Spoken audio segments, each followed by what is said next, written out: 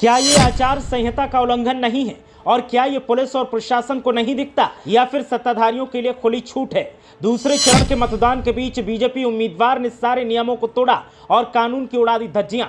मतदान के बीच मतदाताओं को धमकाया। गौतम बुद्ध नगर लोकसभा सीट पर बीजेपी उम्मीदवार की पत्नी को मिली खुली छूट। प्रचार पर है रोक, लेकिन ये महिला खुलेआम कर रही प्रचार और मतदाताओं पर बना रही दबाव। दूसरे चरण के मतदान के बीच जमकर हदें पार हो रही हैं और जमकर नियमों की और कानून की धज्जियां उड़ाई जा रही हैं।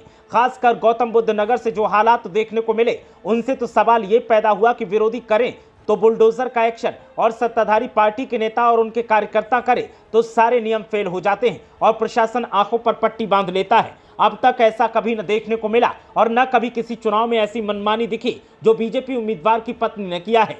गौतम बुद्ध नगर से बीजेपी उम्मीदवार की पत्नी खुलेआम आचार संहिता का उल्लंघन करते दिखी और मनमानी में जमकर मतदाताओं को धमकाती दिखी। बात सिर्फ यहीं तक नहीं थी, बल्कि चुनाव प्रचार पर रोक लगी है, लेकिन फिर भी बीजेपी उम्मीदवार की पत्नी प्रचार करती दिखी। ये बात किसी को पता भी नहीं चलती अगर सपा मामले में आवाज बुलंद न करती।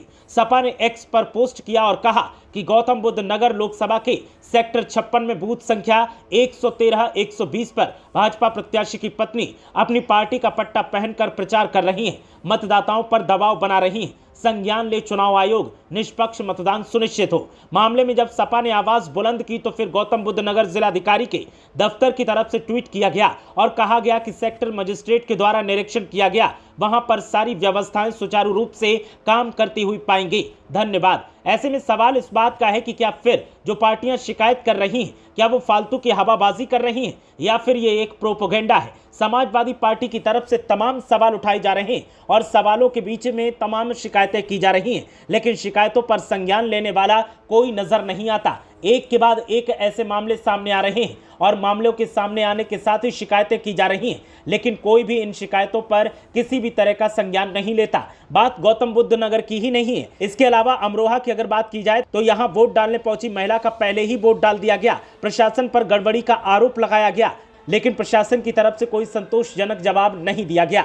इसके अलावा बागपत के लोकसभा के सिवाल खास में बूथ संख्या 108, 109, 110, 111 पर मतदाताओं को पर्ची लेने में परेशानी की शिकायत की गई और मतदान को प्रभावित करने की शिकायत की गई, लेकिन संज्ञान शायद नहीं लिया गया। गाजियाबाद लोकसभा के गाजियाबाद में बूथ संख्या 335 पर लंबे समय से ईवीएम खराब होने की शिकायत मिली और मतदान प्रभावित होने की शिकायत मिली, लेकिन उस पर भी कोई संज्ञान शायद नहीं लिया गया। सिर्फ एक जगह नहीं, जिन जिन लोकसभा सीटों पर वोट डाले जा रहे हैं वहां इस तरीके के हालात देखने को मिल रहे हैं और शिकायतें की जा रही हैं, लेकिन शिकायतों पर किसी भी तरीके का कोई संज्ञान लेते हुए नहीं दिखाई दे रहा है, बल्कि जिलाधिकारियों के दफ्तर से ट्वीट करके कहा जाता है कि सारी व्यवस्थाएं सुचारू रूप से चल रही हैं। ऐसे में सवाल उठता है कि अब कौन इन पर संज्ञान लेगा और कैसे निष्पक्ष मतदान होगा। ब्यूरो रिपोर्ट, मीडिया हलचल।